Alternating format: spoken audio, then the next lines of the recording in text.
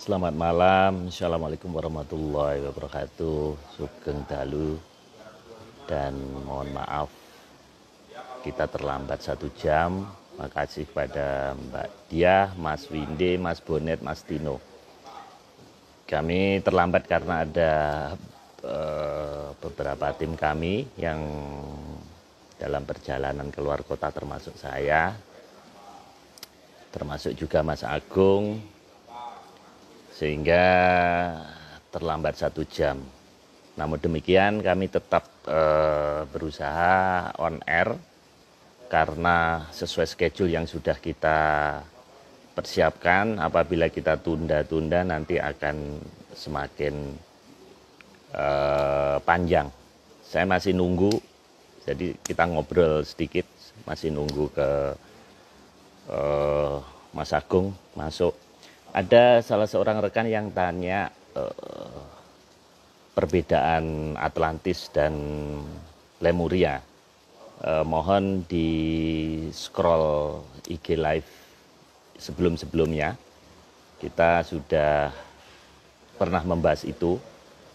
Nah ini Mas Agung, akunnya lain ini. Coba ini. Stage Agung Bima, oke. Ya. Mas Nogo sudah join. Halo, ya. Mas Agung. Halo. Tadi suara jelas, Mas? Jelas. Nah. Tadi di HP satunya kok nggak bisa masuk ya? Jadi... Iya, makanya saya lihat akunnya memang agak aneh ini. Ini makanya ganti yang satunya. Oke. Makanya kok agak lama tadi. Saya juga pindah dari kamar ke lobi. Saya lagi di Bandung nih, Mas. Gitu. Moga-moga sinyal bagus. Gimana mie-nya? Masih kepedesan, Mas? masih agak keringetan ini, Pak. Oke, Mas Agung. Saya juga punya ini, Mas. Tapi ini red wine, Mas. Nah. Wah, mau dong, Pak. Mau banget itu. Nanti saya kirim. Saya punya langganan murah. Oke, Mas. Kita lanjutkan, Mas. Langsung saja, Mas. Kemarin kita bahas Armada Mandala Darat yang episode 1, sekarang episode 2. Ini episode yang tayang yang ke-22. Kita selesaikan, Mas, malam ini yang Mandala Darat karena masih ada laut, udara, galaksi. Nanti nggak selesai. Ini slide berikutnya. Kemarin Maguwo, ini ada Kuta Tandingan. Ini apa, Mas, ya? Maksudnya? Kuta Tandingan. Nah. Itu ada daerah Kerawang itu, Pak, namanya Kota Tandingan. Dan di Kota Tandingan itu sudah atau kalau kata banyak orang di sana, itu nanti bahwa ibu kota negara kita nanti akan ada di situ nantinya. Nantinya. Dan itu berarti ada sesuatu yang sudah dipersiapkan dekat sana, tapi tidak bisa dilihat orang saat ini gitu. Di Kota Tandingan. Tapi ya itu kan kira-kira di lokasi itu ada apa, Mas? Ada keistimewaannya apa dibandingkan daerah lain?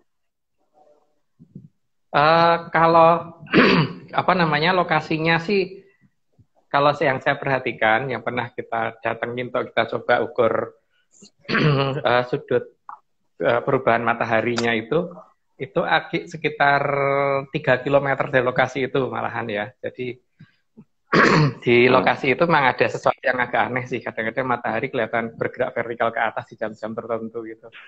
Jadi itu yang saya katakan sebagai wilayah yang berarti ini mungkin Kota Tandingan yang dimaksud gitu. Karena dengan berjalannya keadaan mungkin saja kan nama wilayah itu mungkin bergeser pelan-pelan gitu. Ini gara-gara merico ini, Pak. Jadi agak serak. Oke, Mas. Monggo diteruskan. Jadi asal ilmunya nggak hilang aja, Mas. Gara-gara merico ilmunya malam ini jangan hilang dong. Gimana, Mas? Jadi di lokasi itu di daerah yang saya katakan tadi itu memang di sana kadang-kadang kelihatan ada kendaraan mewah masuk keluar dan tidak bisa dilacak itu dari mana asalnya gitu. Karena di daerah sana itu kan sangat tidak mungkin masyarakat kalau misalkan mempunyai, ya mungkin ada yang kaya banget mungkin ada ya, tapi masa iya sih ada yang sampai mempunyai kendaraan dengan harga yang sekian miliar gitu, kayak kendaraannya Pak Marius gitu loh. Di wilayah seperti itu gitu, daerah yang pedesaan yang sangat kecil wilayahnya, di mana jalannya juga masih banyak yang baru aja dibangun gitu. Tapi mobil-mobil itu sudah dari lama sering lewat situ, cuma masyarakat nggak ngeh aja gitu loh Pak. Dan itu kan aneh ya, kalau di daerah yang seperti itu kan seharusnya tidak ada kendaraan seperti itu. Yang kalau misalkan ketemu mobil-mobil yang wajar gitu, mungkin mobil-mobil yang kayak ini daerah mana Mas? Di daerah mana? Dekat kota Tandingan. Jadi masih agak ke timur sedikit, ke timur agak selatan dari kota Tandingan ada wilayah seperti itu, Pak. Jadi di mana di situ kadang-kadang ketika kita lagi lewat, loh ada kendaraan mewah, kalau kita ikutin nggak tahu gimana kita lupa, tahu-tahu loh kok nggak ada gitu. Dan Mas, kendaraan mewah itu kalau diuji dengan peralatan modern kira-kira ada memungkinkan nggak Mas? Supaya nggak kelihatannya mistis gitu. Ya memungkinkan banget Pak, sangat memungkinkan sekali. Jadi justru kan kita waktu itu pernah memberitahukan bahwa uji coba itu kalau bisa malah menggunakan peralatan yang sangat sederhana aja. Sederhana itu ya pistol air, batu dilempar, itu sederhana kan Pak. Kan kalau pistol ditembakkan gitu kan harusnya lintasannya seperti apa, jadi nanti kita pasang kamera dari samping untuk melihat lompatannya seperti apa gitu. Batu juga seperti apa. Kalau peralatan itu Mas Briagus yang kemarin itu yang punya alatnya itu yang pakai untuk. Oke Mas, itu di daerah mana Mas itu? Dekat kota Tandingan, kira-kira 3 km dari kota Tandingannya yang kita ini. Jadi kita tidak menemukan titik yang spesifik di kota Tandingan, tapi begitu 3 km sebelah timur agak selatan dari kota Tandingan, kita menemukan ada yang agak aneh di sana sih. Kota Tandingan itu di mana, Mas? Kerawang. Oh. Kerawang, Pak. Oke. Mas, kita teruskan, Mas. Nanti nggak keburu lagi. Ini ada lagi Kuta Kelambu. Ini apa lagi nih, Mas? Nah, di kota Kelambu juga dekat Kerawang, Pak. Namanya aja deh Kelambu. Kelambu itu kan artinya ditutupin, toh, Pak. Di Kelambu. Jadi memang ada sesuatu di sana, kan. Jadi yang kita bicarakan ini kan sebenarnya tentang beberapa tempat yang sudah mereka persiapkan dan beberapa tempat yang mereka pakai untuk pos, markas dan sebagainya. Yang saat ini tidak bisa kita lacak gitu kalau dengan kondisi normal gitu. Kecuali kalau kita waspada dan kita orangnya usil seperti saya gitu. Jadi kemana-mana bawa alat-alat yang kadang-kadang dianggap orang nggak wajar gitu, seperti pistol air gitu kan. Itu baru mungkin kita lacak. Karena kalau pakai kompas atau melihat matahari mungkin kurang ini ya. Begitu matahari yang mendatar, tegak lurus gitu, jadi bukan parabol, itu mungkin memang agak jadi kurang inilah. Kurang kalau tidak merekam langsung dan itu kamera dipasang stuck cukup lama gitu. Butuh memory card yang gede emang. Nah, Mas Agung dan tim itu bisa menemukan titik-titik yang dicurigai ada sesuatu kekuatan kosmis di situ itu dari mana, Mas? Dari penelitiannya, modelnya gimana? Menggunakan apa? Kok bisa tiba-tiba di situ gitu? Ada beberapa hal yang kita curigai ya. Jadi pertama ada dalam Serat Sahabat Kediri, ada beberapa nama wilayah yang disebutkan di situ, dan nama wilayah itu kadang-kadang tidak sama persis, tapi nama-nama itu kadang-kadang akan ada relevansinya ketika kita rubah bahasanya. Jadi di Babat Kediri misalkan masih diterjemahkan menggunakan bahasa Jawa kekinian, ada yang agak kawi sedikit, tapi kalau kita kita cari padanannya dalam Sanskerta ketemu nama desanya gitu loh. Misalkan seperti itu yang pertama. Terus yang kedua, yang jelas ya pasti Menyan itu yang nomor 1 sih Pak. Itu yang nomor 1 sih, karena langkah yang paling gampang itu kan misalkan kita ada pusaka yang kita gunakan gitu, kan tinggal kita tanya toh Pak, ini daerah kamu dulu pernah dipakai siapa, dipakai di kerajaan mana, terus buktinya apa, kerajaannya di mana, dan cara ngelihatnya gimana, dia pasti akan nunjukin. Itu baru pusaka ya, apalagi kalau bisa ketemu dengan pemiliknya gitu.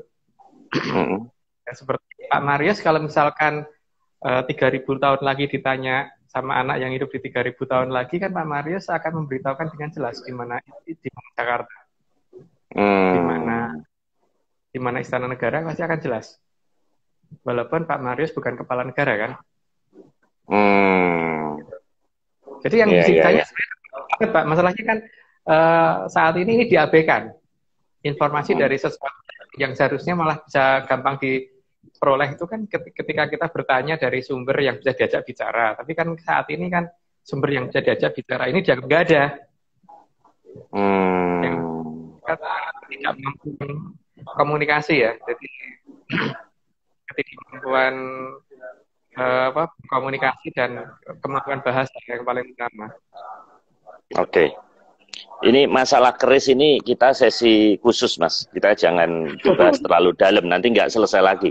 Nah, ini berikutnya ini reok, Mas. Ini apa hubungannya, Mas? Dengan daerah-daerah tadi. Ya, reok.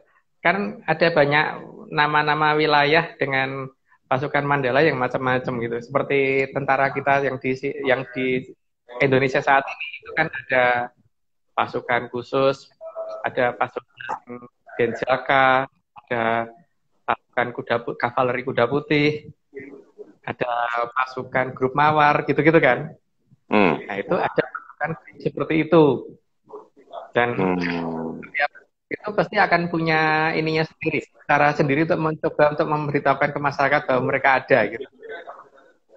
Ya, tapi masalahnya kan di sini memang kondisi mereka itu ada dua macam. Jadi mereka tidak seluruhnya ada yang manusia, tapi memang ya ada yang dari Ariloko yang mereka rekrut kan juga ada. Sehingga pemberitahuan ini seolah-olah adalah hanya dari golongan mereka yang di Kajiman atau Ariloko, tapi sebenarnya mereka ada yang dari wilayah yang tidak itu gitu. Tapi mereka itu sebenarnya sudah ngasih tahu kita ada di sini loh, gitu loh Pak. Yang basisnya ini kekuatan kita, misalkan Aji Senggoro Mantan gitu, Reok Montorogo kan wujudnya seperti itu. Kita ada di sini dan kita ada di daerah pegunungan. Kita di pegunungan yang bentuknya seperti itu, seperti yang digendong sama reoknya itu. Jadi itu yang harusnya mereka cari. Tapi kan masalahnya ketika ada salah penerjemahan ya, bahwa itu hanya menjadi sisi kebudayaan titik, gitu kan. Tidak untuk dilacak bahwa ini apa sih sebenarnya, apa di belakang ini semua gitu. Apa kita cuma batas di tradisi atau ada sesuatu yang disembunyikan di balik tradisi ini gitu. Betul. Bahkan saya dengar cerita seperti Kenarok dengan Empu Gandringnya, ternyata itu ada sesuatu yang disembunyikan. Memang selama ini kajian itu hanya budaya, Mas ya. Hanya cerita buat seru-seruan, tapi tidak mendalami dari sisi spiritualnya ya, Mas ya. Yang paling jelas ini Pak, misalkan ada pembahasan tentang beberapa mantra. Mantra itu kan password itu sandi. Sandi itu kalau misalkan mungkin bentuk bahasanya tidak mutu, tapi ya itulah sandi gitu loh. Seperti kalau kita punya komputer gitu, kita bikin password, misalkan passwordnya apa? Misalkan kita nasi goreng gitu. Ya memang apa namanya sandi itu enaknya yang bikin gitu. Jadi bukan kemudian itu harus diartikan, tidak. Tapi yang terjadi saat ini adalah kebanyakan orang mencoba mengartikan sandi tersebut sampai jadi tidak ada gunanya lagi gitu. Jadi ya seperti misalkan apa namanya Windows gitu. Kalau Windows itu dengan jendela sama artinya gitu, jendela gitu sama. Tapi kalau misalkan sandinya Windows kita tekannya jendela yang nggak akan terbuka. Jadi problem pertama itu ya. Jadi problem pertama itu filsafat itu sangat-sangat menurut saya ya karena beberapa hal yang saya perhatikan seperti penggunaan pusaka dan sebagainya itu rata-rata terbenturnya satu hal, bahwa ada masalah di mana kita itu yang seharusnya sandinya diketahui masyarakat jadi enggak gara-gara filsafat, dibelokkan sangat jauh oleh filsafat gitu. Sebagai Wahyu Hastobroto dalam salah satu Hastobroto itu kan menunjukkan bahwa satu orang yang dimomong sama 8 dewa. Salah satunya ada Baruno. Baruno itu dewanya laut. Nah, diartikan dewanya laut itu diartikan sebagai lautan itu kalau misalkan kedatangan kotoran dari manapun akan tetap bening. Sehingga orang yang ketempatan Wahyu Hastobroto mendapat masalah apapun harus selalu bisa berpikir jernih. Apa itu salah? Enggak, tapi nggak benar. Karena apa? Misalkan karena di sini faktornya hanya mempelajari namanya, tapi sosoknya Bathara Barunonya nggak dicari, Pak. Seperti misalkan saya berarti harus itu dicari adalah nama, arti namanya, tapi orangnya juga ada. Jadi masalah. Jadi filsafat yang menurut saya paling membelokkan semuanya adalah filsafat. Jadi jangan belajar filsafat, kalau mau belajar jauh jangan belajar filsafatnya dulu. Nanti akan jadi makin jauh. Yang jelas Mas, kalau kita nonton reog, itu yang dilihat kan tarungnya, kemudian makan belingnya, kemudian tariannya. Jadi sebatas itu. Cuman Mas Agung melihat dari angle lain ya. Sebetulnya ini menarik ya untuk dikaji terus Mas. Oke Mas, kita terusin Mas. Ini baru 3 slide Mas. Ini apa Mas? Loji simpenan ini maksudnya apa? Ada daerah namanya loji. Ada beberapa wilayah dengan nama loji. Loji itu dalam bahasa kita, itu artinya, dalam bahasa Jawa ya, itu artinya gedung-gedung yang besar. Nah, di daerah yang dinamakan loji, itu rata-rata kenapa malah berupa persawahan rata-rata gitu loh. Kalau tidak dekat perbukitan. Tapi terkadang ya, saya tidak ngomong tiap hari, karena itu biasanya di hari-hari itu bisa kelihatan. Itu di daerah sawah yang seharusnya tidak ada perbukitannya, ya perbukitan agak jauh, tiba-tiba ada bayangan perbukitan gitu, atau ada bayangan-bayangan kayak bangunan gitu. Dan ini kadang-kadang teramati, kadang-kadang enggak. Dan tapi masalahnya kan seperti kasus bes pahala kencana, Pak. Kalau tidak bisa diinterpretasi terus kemudian yang enggak diteritanya tidak dibahas dan tidak boleh dibahas gitu kan. Begitu juga daerah loji itu. Kalau kelihatan ada bangunan-bangunan tiba-tiba tapi cuma beberapa detik ya dianggap masyarakatnya mengigo gitu kan. Jadi memang ada beneran, cuman masalahnya pas pada saat bocor aja baru kelihatan gitu. Sengaja dibocorkan oleh mereka atau memang sedang ada kesalahan dari yang jaga garis batas gitu kan. Maka karena seringnya terlihat wilayah itu seperti itu, maka kemudian dinamakan loji. Gitu. Dan itu tidak cuma di satu tempat. Yang terdekat dengan tempat saya ada di arah timur Cibubur, ada daerah namanya Loji juga. Itu juga seperti itu kasusnya. Sampai kita tungguin dari pagi ketemu malam, ketemu pagi gitu. Kita tunggu sampai mobil kita parkir cukup lama di sana untuk ngamatin pas di tengah sawah ini gitu kan. Kita rame-rame kan nggak masalah waktu itu. Sampai akhirnya satu ketika kelihatan gitu sekitar jam 4:30 pagi. Itu diabadikan pakai kamera itu bisa nggak Mas? Telat Pak kita sayangnya, harusnya bisa, cuman masalahnya kita telat. Harusnya mending pasang kamera handycam. Jadi kalau handycam itu kan terus-menerus nyala gitu loh.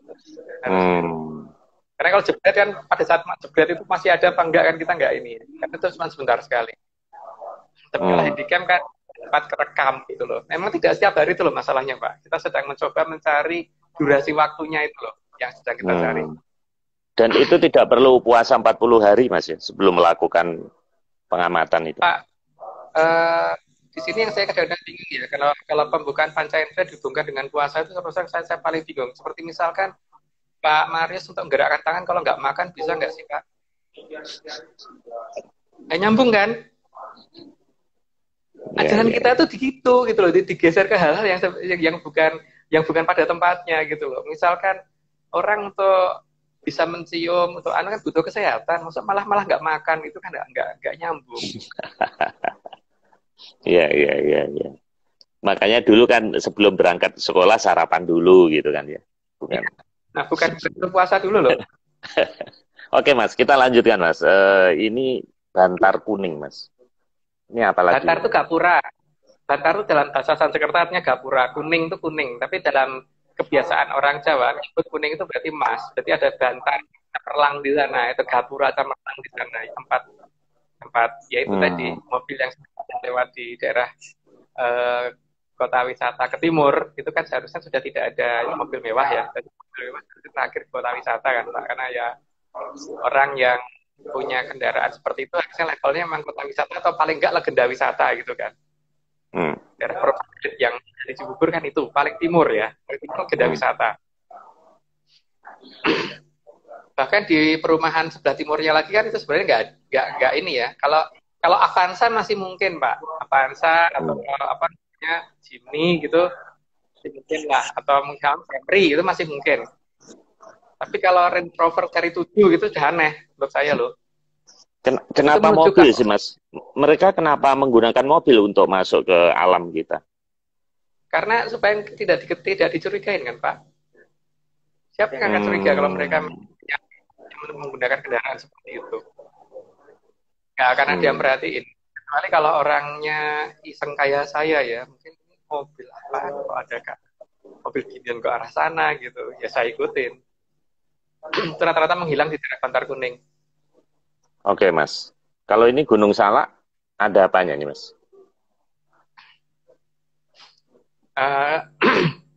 Di Gunung Salak itu ada beberapa tempat. Yang pertama, saya pernah jalan waktu itu sama beberapa teman menuju ke salah satu situs di lereng sebelah utara agak tengah ya. Sekarang kalau misalkan Pak Marius naik gunung sama turun gunung harus cepat mana Pak? Turun ya.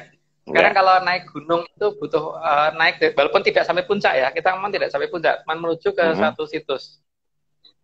Suatu situs yang kita namakan sendiri karena penduduk waktu itu kita tanya belum tahu namanya apa gitu. Naik gunung itu butuh waktu 1,5 jam, turunnya 3 jam tuh gimana Pak Marius? Padahal turunnya kita berlari-lari. Yang aneh nggak?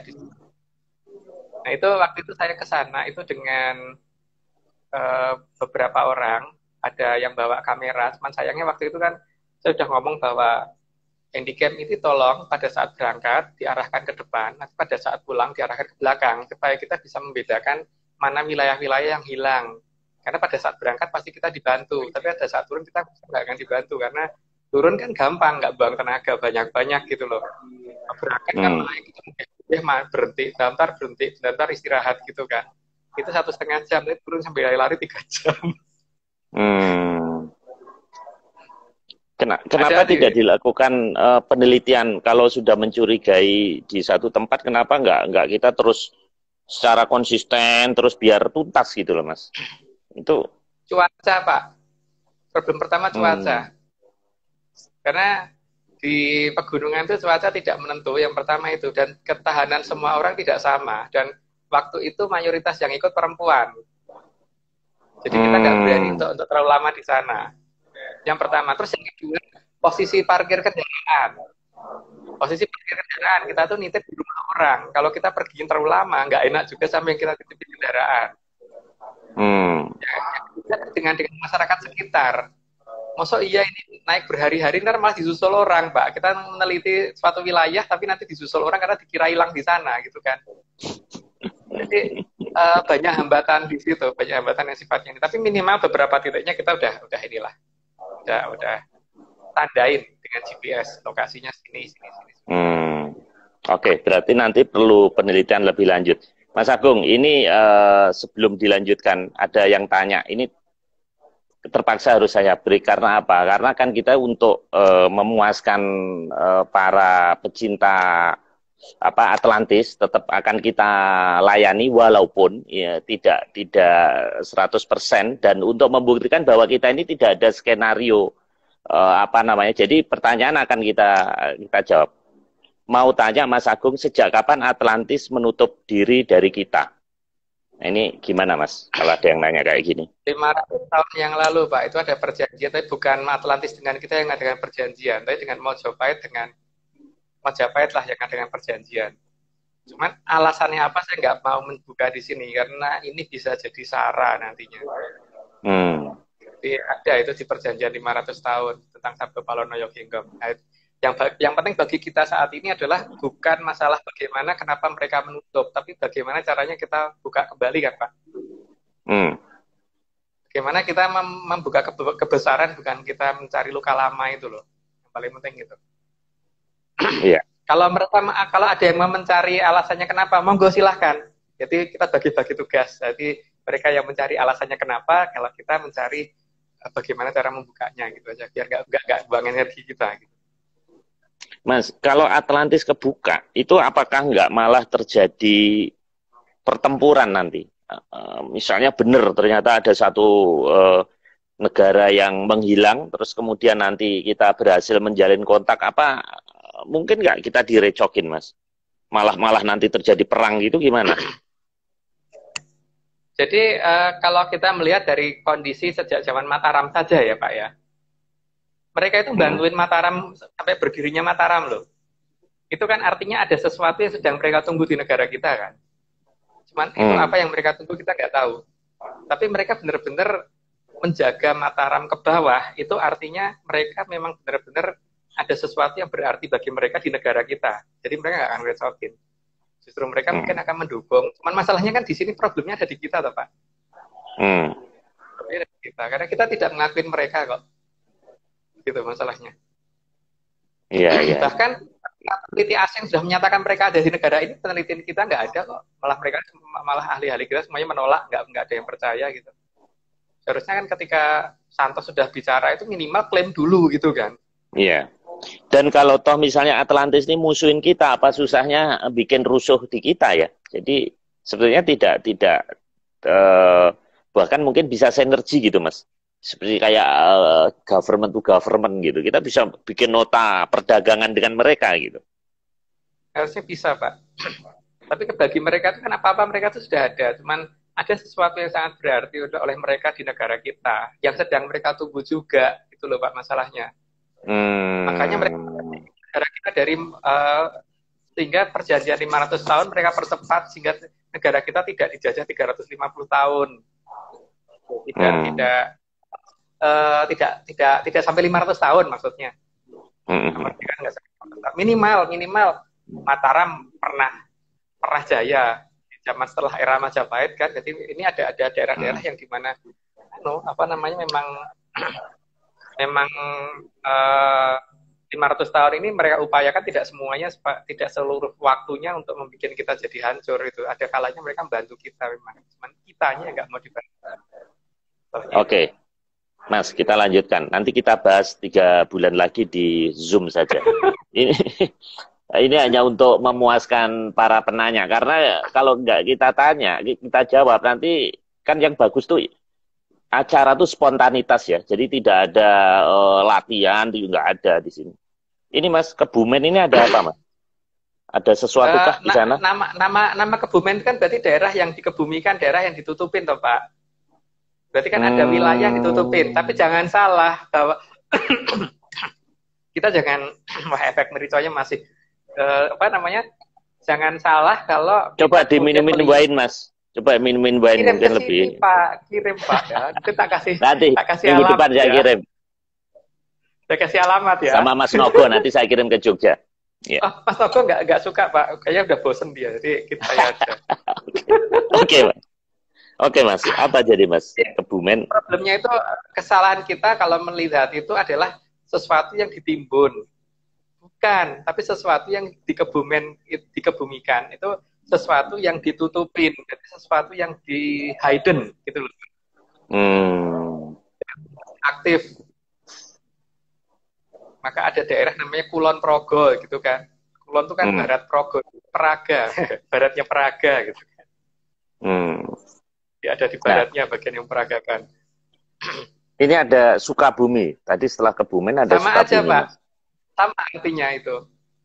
Sama aja artinya. Sukabumi kan juga artinya begitu kan. Sukabumi kan berarti disembunyikan, dikubur. Tapi kalau dalam bahasa yang saya tahu itu berarti disembunyikan. Iya. Jadi ada sesuatu Mas ya di situ Mas. Kalau di Gunung Halimun apa Mas? Di Gunung Halimun itu kan dulu pernah jadi ada legenda tentang kerajaan Malwapati itu yang kemarin Pak Marius tanyakan. Dari ada kerajaan Malwapati, tempatnya Sang Prabu Angling Darmo yang kena sabdone Sang Prabu Sri Haji Joyoboyo sehingga wilayah itu menjadi tidak terlihat. Gitu.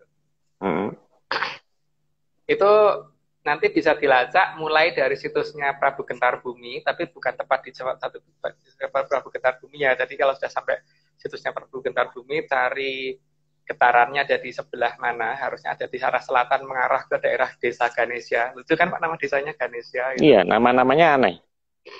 Dari situ baru nanti akan ketemu satu bukit kecil. Nah, bukit kecil itu di situ sering ada cahaya yang bentuknya bulat kayak bola gitu ke arah bukit itu dan kadang-kadang pergi dari arah bukit itu gitu. Nah, disitulah itu seharusnya wilayah kerajaan Malwapati, gerbang masuknya dekat situ seharusnya begitu. Jadi kalau dicari dengan cara menggali gunung nggak akan ada karena memang bukan ditimbun. Gitu. Tapi di Kemayan istilahnya kalau orang Jawa. Ini Gunung Halimun ini adanya di mana Mas? Di Banten ya? Selatan Gunung Salak. Arah Sukabumi, Pak. Jadi utaranya Pelabuhan Ratu. Dari Desa Ganesha naik ke atas gitu. Kok nama-namanya mesti kayak Majapahit sih Mas? Ganesha, Halimun iya. kok. Memang iya. Tempatnya Parahyangan, Pak. Tempatnya Parahyang. Gitu. Itu memang ada di daerah sini, bukan di daerah. Ya, nggak tahu yang di Jawa Timur itu apa. Nggak mau ngomongin aja deh. Ada yang marah. Oke. Iya. Rupanya banyak sekali ya titik-titik aneh ini Mas. Mohon nanti setelah COVID itu gimana Mas ya caranya ya meneliti daerah-daerah itu Mas ya. Bisa supaya ada progres ya. Ini sementara saya sudah jalan dengan beberapa teman ke beberapa wilayah sih. Karena kemarin kita mencoba mencari tempatnya Mahesa Suro. Karena itu kan komandan pasukan Lombok Impling untuk yang dari Ari Loko yang bantu kita itu.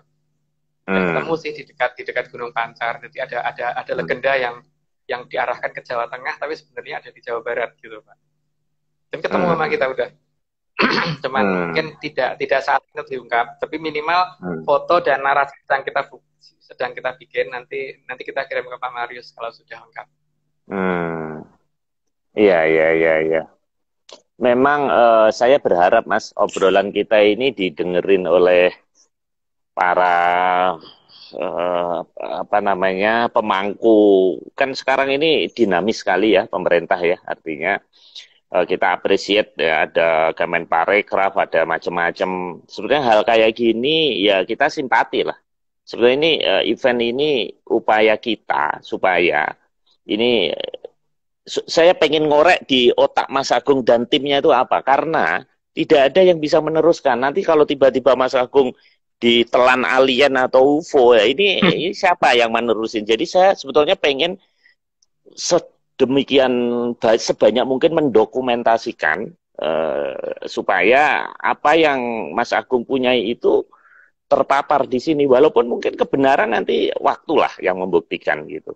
Dan saya berharap kan ya di teman-teman kita kuliah dulu sekarang sudah yang di pemerintahan kan sudah menduduki jabatan-jabatan yang bolehlah eselon 1, eselon 2, kepala balai penelitian, setidaknya upaya Mas Agung ini ada perhatian lah ya bagaimana cara bentuk supportnya gitu. Toh apa bedanya dengan UKM gitu loh. Jadi kalau UKM dapat sampai sekian ratus triliun gitu loh, bahkan ada yang kur aja 190 triliun loh kredit itu di dalam pemulihan ekonomi nasional gitu. Kenapa saya malah kadang-kadang berpikir gini Mas ya, supaya kita dapat bantuan, kita bikin koperasi atau UKM seolah-olah bikin kerupuk gitu Mas, biar kita dapat dana, terus sebetulnya itu dananya ya untuk penelitian ini gitu, dan tetap kita laporkan gitu. Karena lebih gampang gitu. Kalau kita neliti kayak gini, kita malah dimusuhin orang. Tapi kalau kita bikin koperasi usaha kerupuk Atlantis gitu, mungkin malah dapat dana loh Mas malahan. Kesian aja mungkin. Gitu loh. Iya gitu. Ini, Pak, kita ya wajib. Ada dua faktor Pak di sini. Jadi faktor pertama yang pasti akan membuat orang nggak suka itu adalah satu bahwa tiga faktor. Yang pertama adalah masalah sejarah negara kita, kalau saya 3-1% yang benar. Yang pertama. Ini pasti akan bikin problem banyak ya.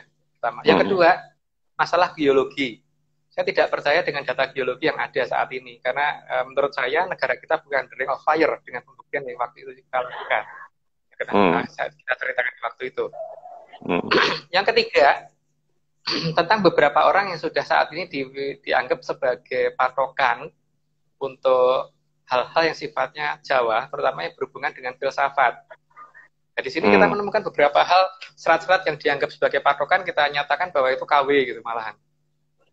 Karena orang belajar seperti apapun yang bisa nanti hanya jadi orang baik, tapi nggak jadi sakti, Pak. Kita belajar tentang serat-serat itu gitu.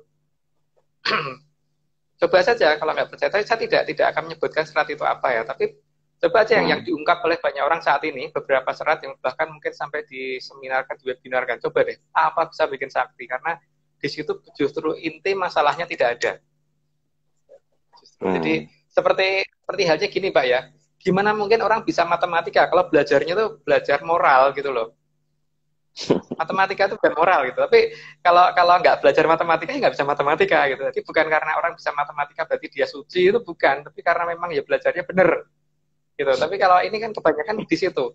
Orang buka panca indera kok puasa itu loh, buktinya gerakin tangan aja orang belum kuat kalau nggak makan, Pak. Itu problem, Pak. Itu memang masih saat ini penggeseran tradisi sangat jauh, sehingga hal yang ditutup pertama kali ada 2 mata sama telinga. Ini tidak pernah diungkap. Bagaimana supaya mata ini bisa terbuka dan telinga ini bisa terbuka, ini gimana? Itu enggak. Kalau dengan puasa ya enggak, bukan itu. Iya. Ini memang out of the box. Oke, Mas. Ini ada masih beberapa, kita teruskan. Ini gambar Gatot Kaca, Mas ya? Ya. Gatot Kaca, memang penggambaran Gatot Kaca itu kan sebagai orang yang bisa terbang. Dia punya baju Ontokusumo gitu kan. Nah, di sini onto itu artinya kan suatu baju yang kebal senjata. Nah, di sebelah timur dari Cibubur, Pak, ada daerah namanya Ontojoyo. Jadi di Antajaya ini ada beberapa wilayah yang cukup aneh. Jadi kalau ke sana pokoknya kalau ke sana pasti akan menemukan daerah yang kayak gimana ya, setengah remeng-remeng, setengah gimana. Pokoknya kalau ke sana ini membuat kita jadi kayak terhalusinasi sendiri gitu loh. Jadi kayak ada dengung sesuatu yang membuat kita jadi menuju ke suatu wilayah yang aneh gitu loh. Ada daerah namanya Antojoyo, terus nanti ada daerah namanya Buana Jaya dan sebagainya. Nah, di sini masalahnya yang kita ini kan adalah Ontojoyonya ini, karena di situ kan berarti kan emang ada daerah tempat penyembunyian itu, penyembunyian pasukan Ontojoyo itu. Pasukan Mandala itu salah satunya itu. Seperti TNI namanya Mandala gitu. Nah, sekarang TNI AD, ada apa-apa kan banyak, Pak. Nah, itu sekarang kan ada divisi Ontojoyo, ada divisi yang Senggoro Macan dan sebagainya, macam-macam. Ya, arti Mandala sendiri sebetulnya apa, Mas? Pasukan khusus. Pasukan yang tertipu. Makanya di sini emang hal-hal seperti ini harus dicari. Jadi tidak hanya diem, tidak hanya kemudian sejarah nyatakan nggak ada ya nggak ada. Ya jangan. Jadi sejarah nggak ada, cari. Sebetulnya sejarah salah, kan? Harusnya kita begitu. Dan cara nyarinya juga harus menggunakan cara-cara yang digunakan orang zaman dulu gitu. Jadi kalau mereka menyembunyikan dengan cara seperti itu, ya berarti kita harus melacak dengan logika yang waktu itu mereka lakukan. Jangan kemudian menggunakan logika yang ada saat ini, nggak akan kena. Misalkan dengan posisi matahari terbit, dengan cara mengukur kompas, dengan cara nembakin pistol air kayak orang gendeng aja masih trot gitu. Begitu loh, ini kok harusnya lurus ke sana sih, agak jauh kok ini cuma gitulah itu. Langsung di situ kita harus berhenti agak lama gitu. Oke, Mas. Ini gamelan. Apa, Mas, hubungannya dengan armada Mandala Darat, Mas? Di atas gamelan itu kan ada nogo, Pak. Dan di ukiran-ukirannya pasti ada nogo. Ada ini memang. Nah, nogonya pakai ini semua kan. Kalau dalam bahasa Jawa itu olor.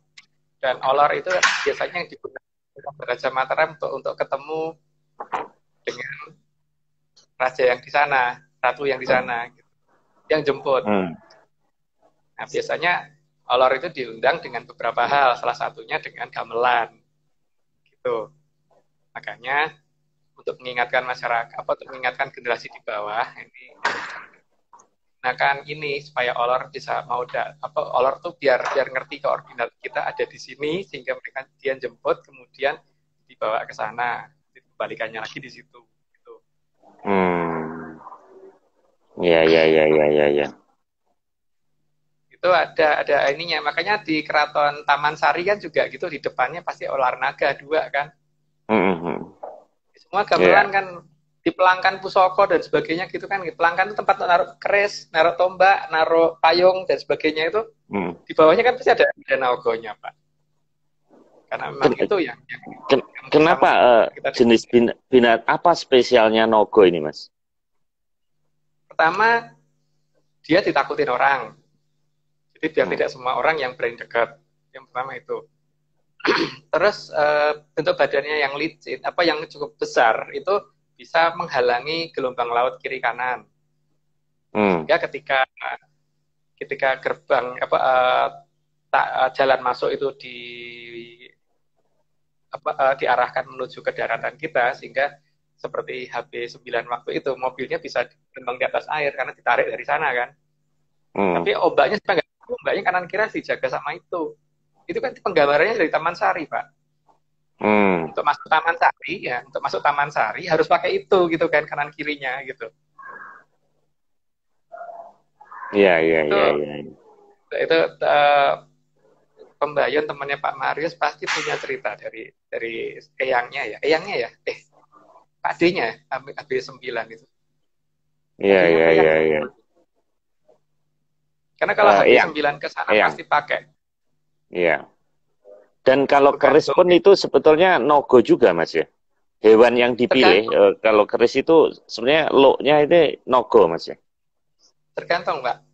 Tergantung, tidak semuanya. Tidak semuanya. Ada yang iya, ada yang tidak.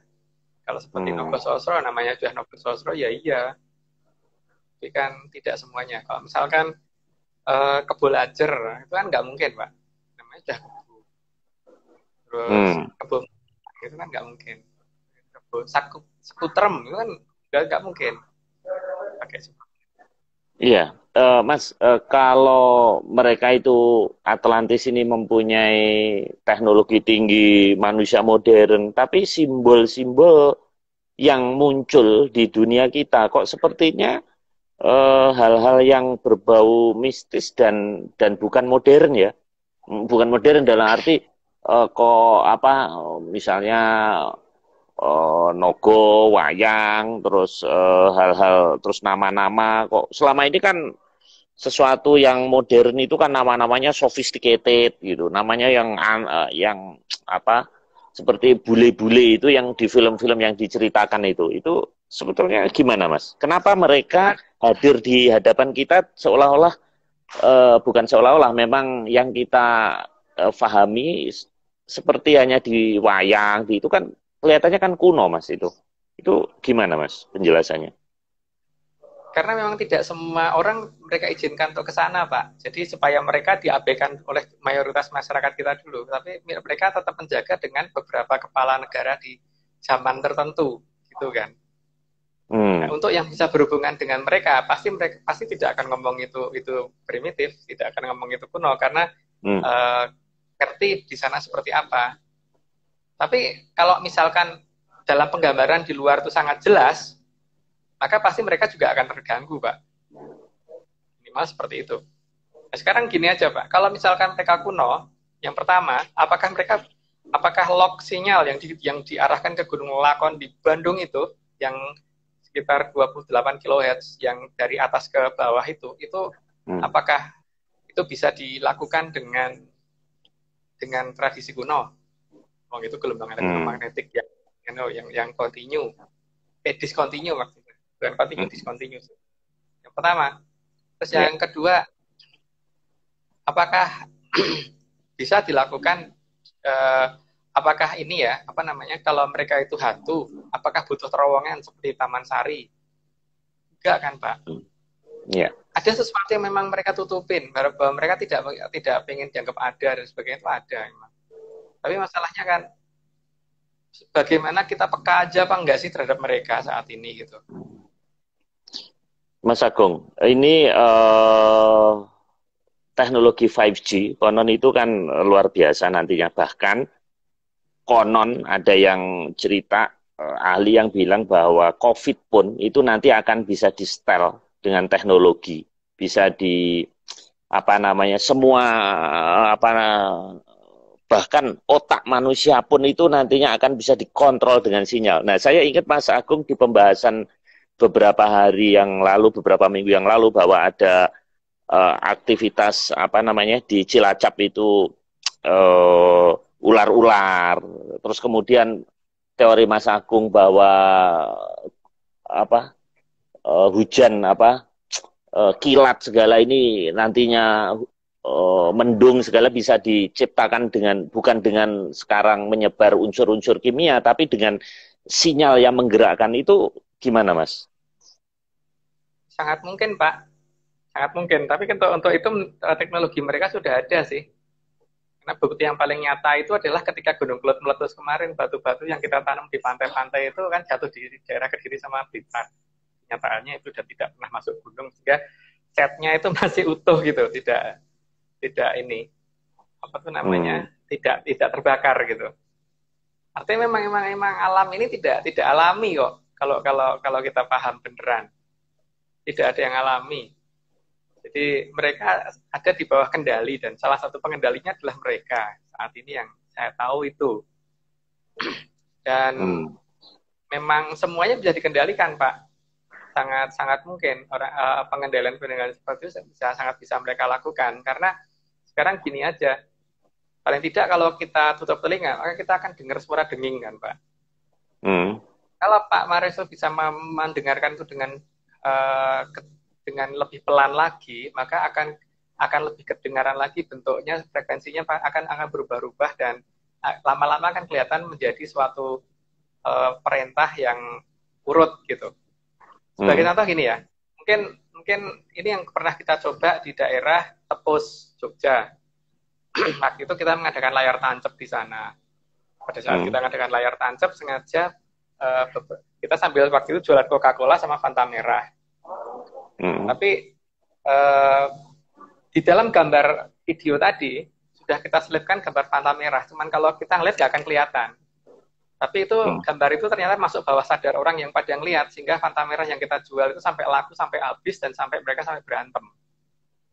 Terus akhirnya kita coba apakah ini karena Fanta merah, Coca-Cola yang kita bos. Terus kemudian kita nyoba gambar Coca-Cola tadi semuanya kita ganti semua dengan gambar Fanta merah, kita coba jualan di desa yang lain. Hal yang terjadi sama. Artinya apa, Pak? Sinyal tersebut bisa mempengaruhi orang, walaupun orang yang kita pengaruhi itu tidak menyadarinya gitu loh. Bahwa mereka kita perintahkan untuk mencari si Coca-Cola, untuk mencari si Fanta merah. Bisa ternyata kan. Itu baru teknologi sederhana loh, dengan menggunakan editing video sederhana. Apalagi mereka, Pak, mereka punya lebih dari itu kan. Sekarang bagaimana kalau misalkan digunakan untuk kampanye, coba? Gawat. Bisa masuk bawah sana kan.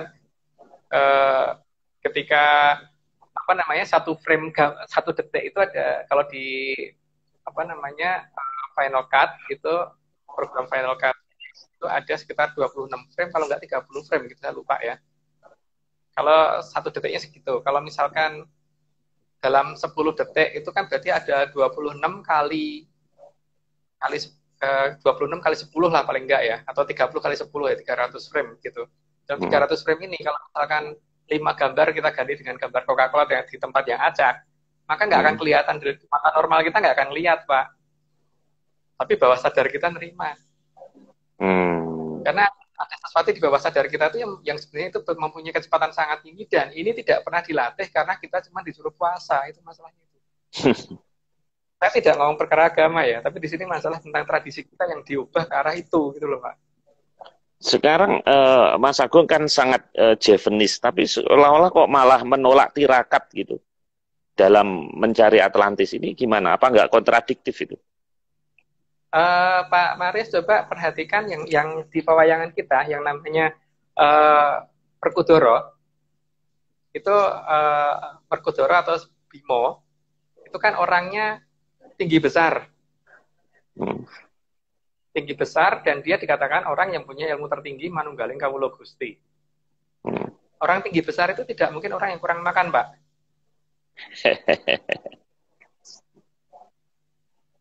Ya kan? Iya, iya, iya, iya, iya. Saya tidak anut tirakat, tapi di sini titik awalnya bukan itu kok, itu loh masalahnya. Hmm. Jadi belajar moral penting, ya Pak ya. Hmm. Tapi itu bukan matematika. Gitu. Jadi kalau tidak bisa matematika karena belajarnya moral, itu bukan karena orangnya kurang suci atau karena orangnya kurang prihatin, bukan. Apalagi kalau misalkan mau belajar matematika, tapi latihannya apa yang dipelajari pelajaran moral plus puasa, nyambung nggak Pak? Nggak kan? Yang Ya. terjadi saat ini seperti ini, dan itu terjadi di semua wilayah kita. Jadi ini meleset semua dari apa tradisi awal. Tradisi kita bukan itu gitu loh sebenarnya. Akhirnya Perkudoro kan Oke. badannya tinggi besar, bukan orang Ya. kurus. Ya. Oke, Mas, masih ada 3 slide, masih 11 menit. Kita selesaikan dulu, Mas. Ini ada kelompok, Capek-capean. ya, cabai-cabian. Apa, Mas, ini, Mas?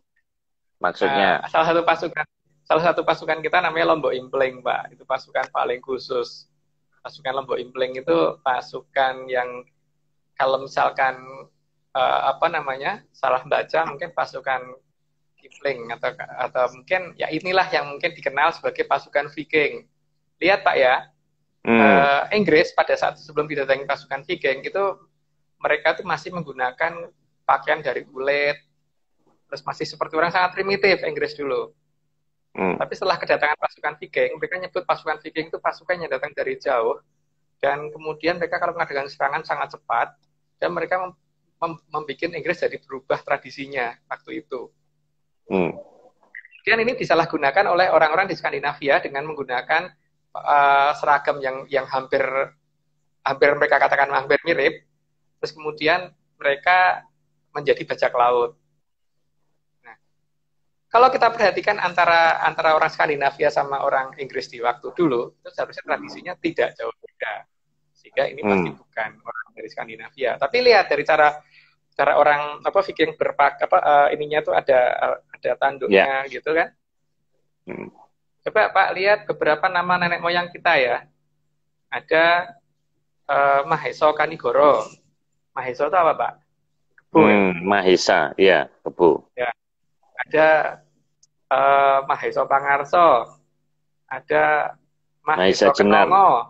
Kan, itu ada apa Prabu Munding Wangi. Munding itu kan juga artinya kebo kan ya kalau nggak salah. Ada ya itu nama-nama seperti itu menunjukkan nama-nama yang ada di negara mana sih gitu loh. Ada di negara kita kan. Dan itu mereka menggunakan pakaian kayak gitu. Berarti kan itu mereka sengaja meniru kan. hmm, Viking yang Viking KW gitu loh Pak. hmm, Cuman nama aslinya sebenarnya Lombok Impling karena salah sebut aja. Jadi berubah menjadi hmm. Viking gitu.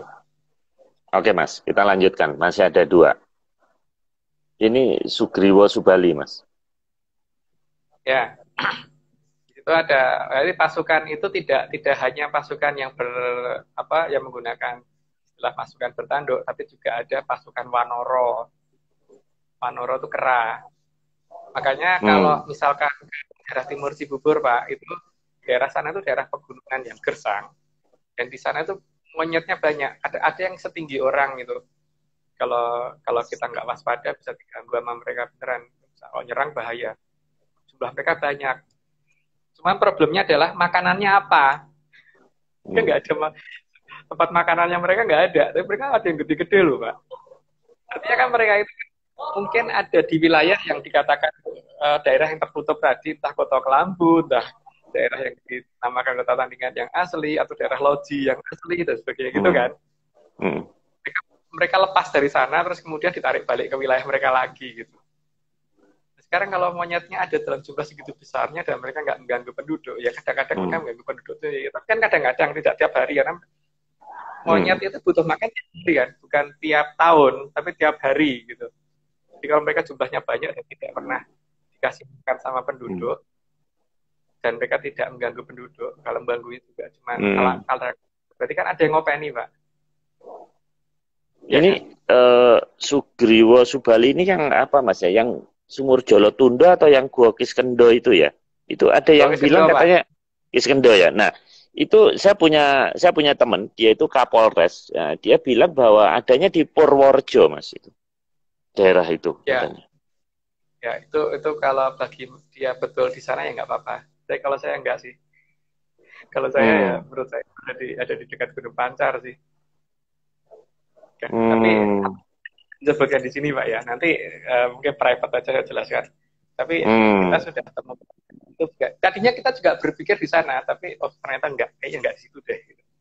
Tapi ada beberapa bukti yang sudah kita temukan, dan waktu itu saya sama satu teman namanya Aryo ke sana untuk mencari posisi di sana, dan ketemu beneran sih. Ada. Oke. Ya, jadi wayang ini pasukan Mas ya. Jadi pernah ada ya di dulu pernah eksis ya di bumi Nusantara ini. Ada, betul-betul ada itu. Itu bukan hanya dongeng. Gitu. Bukan karangan dia, bukan dongeng. Bukan.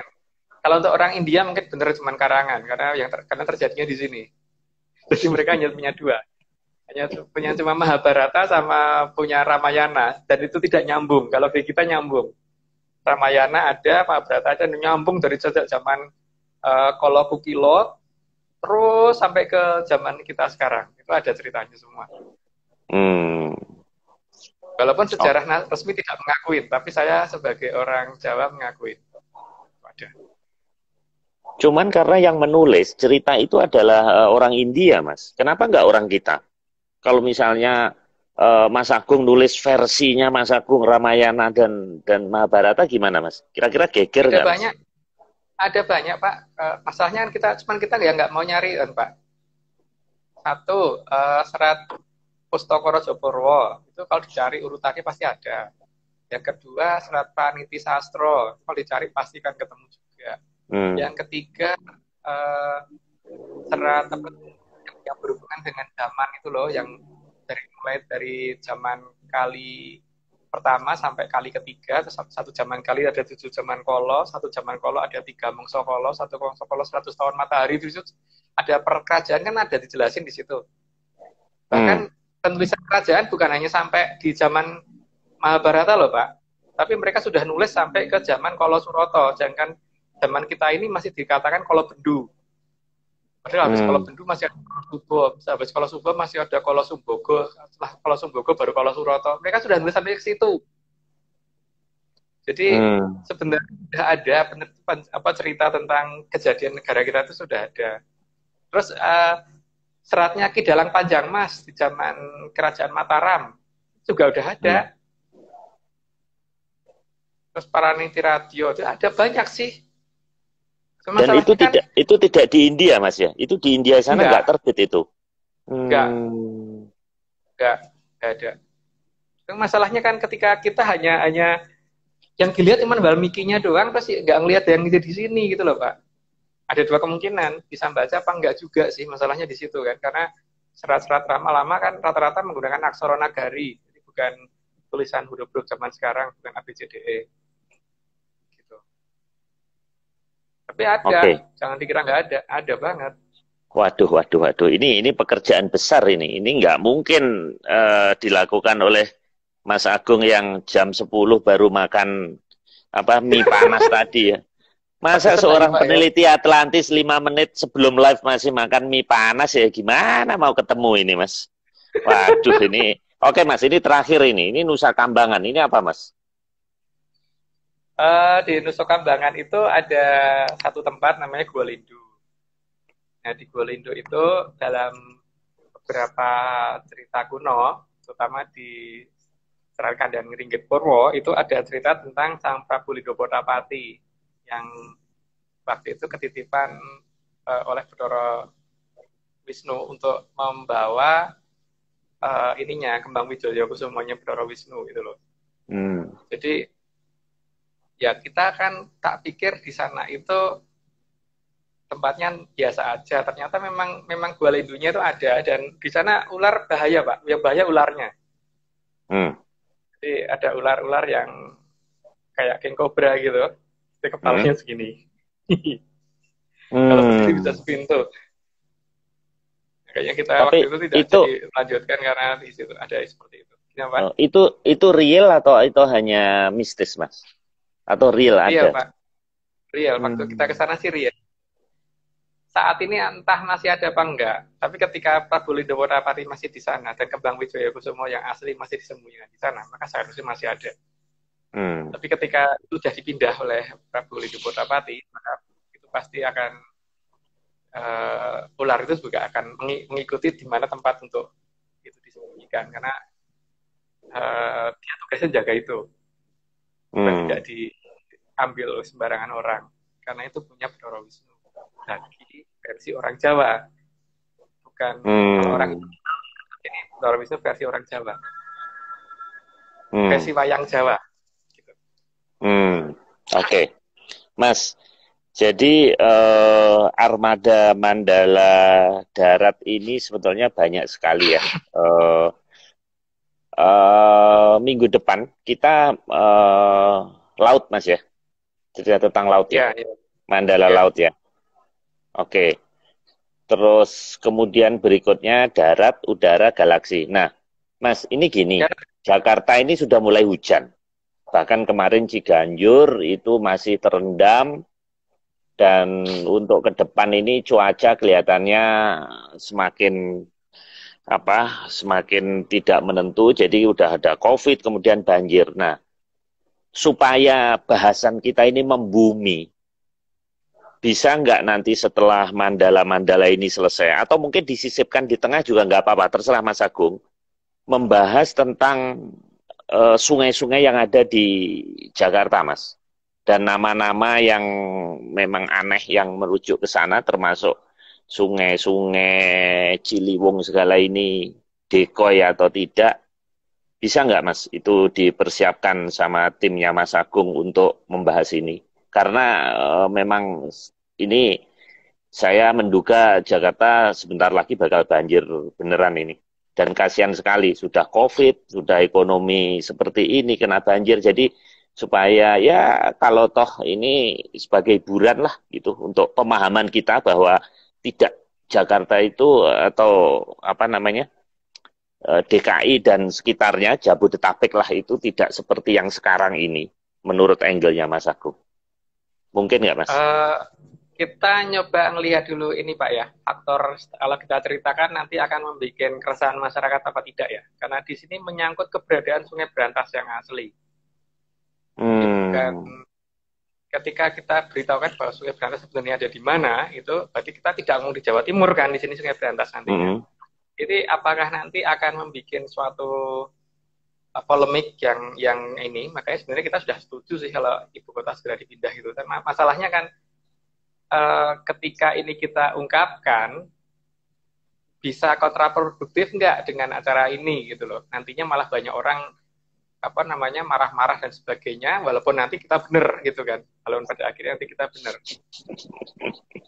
Oke, Mas, mungkin diturunkan levelnya, seperti dulu Mas Agung pernah bahas bahwa banyak nama-nama air ya, seperti kayak rawa buaya,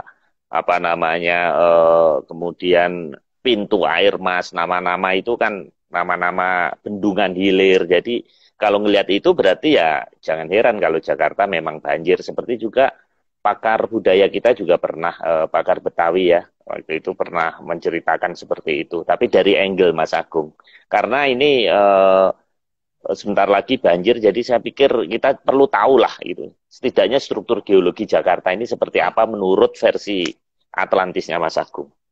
Ya, sebenarnya kalau bendungan Waringin Sabto ini diaktifkan kembali itu problemnya akan teratasi. Cuman masalahnya kan di sini kalau kita ungkapkan keadaan yang sebenarnya, nanti ketika tahu bahwa Sungai Berantas yang lebarnya 8 km lebih ini ada di dekat tempat kita, nanti yang ada jadi masalah kayak kontraproduktif ya Pak.